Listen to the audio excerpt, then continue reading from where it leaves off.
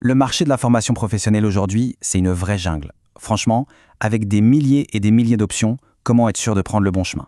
Dans cette analyse, on va essayer de donner une sorte de boussole pour trouver la formation qui peut vraiment faire décoller une carrière. Alors, premier chiffre, et attention, il est assez parlant, 87 500. Ce n'est pas juste un nombre lancé en l'air, c'est le nombre d'organismes de formation qui existent en France. C'est vertigineux. Imaginez un peu cet océan d'options. On comprend tout de suite qu'il est facile de s'y perdre sans une bonne carte. Saisir l'ampleur de ce marché, c'est vraiment la toute première étape pour y naviguer intelligemment. Et ce qui est intéressant de noter, c'est que 80% de ce marché, il est aux mains du secteur privé. Qu'est-ce que ça veut dire concrètement?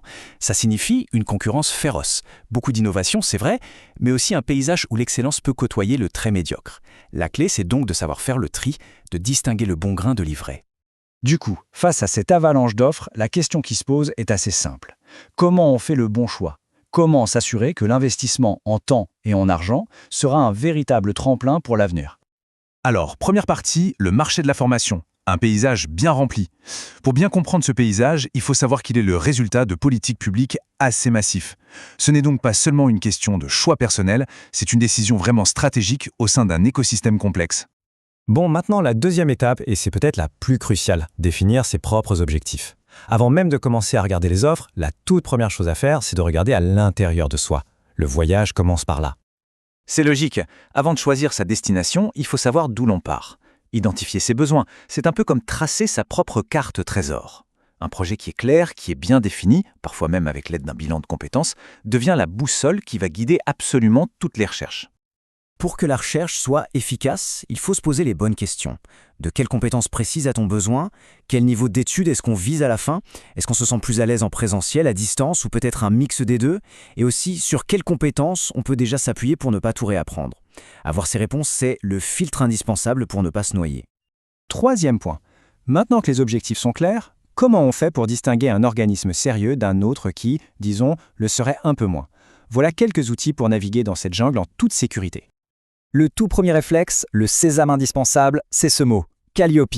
Il faut vraiment voir ça comme un label de qualité officiel, une garantie de l'État qui dit que l'organisme respecte des standards de qualité. C'est le premier filtre à appliquer, sans hésiter. Et en plus, c'est souvent la clé pour obtenir des financements.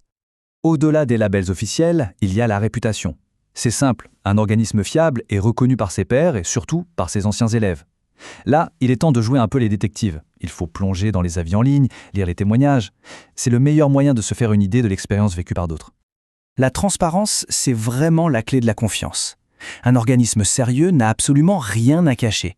Le programme détaillé, la durée totale, le coût complet et les modalités d'évaluation, tout ça doit être clair comme de l'eau de roche.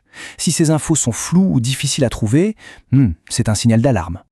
En plus de Calliope, d'autres labels peuvent être un excellent indicateur.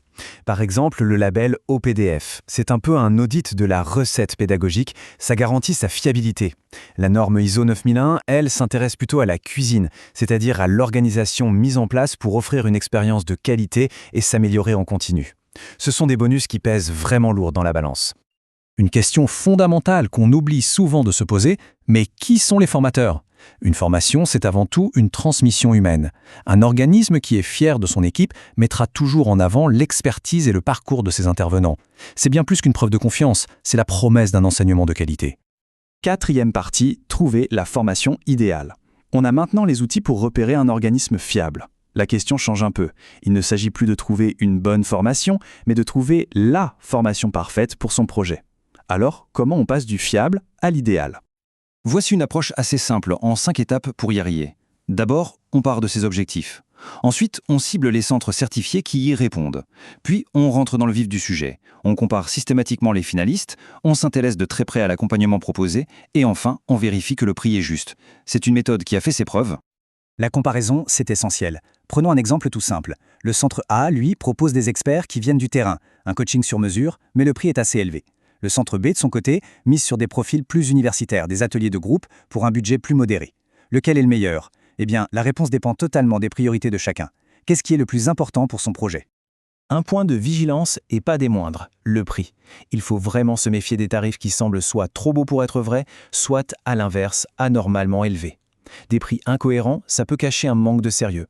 Il ne faut surtout pas hésiter à demander des devis bien détaillés pour pouvoir comparer ce qui est comparable. Et on termine avec la 5e et dernière partie, la checklist finale. C'est l'outil qui va tout synthétiser, le dernier rempart avant de prendre la décision finale. Allez, on reprend ensemble. Est-ce que l'organisme est certifié Calliope? Check. Les avis en ligne sont-ils globalement bons? Check.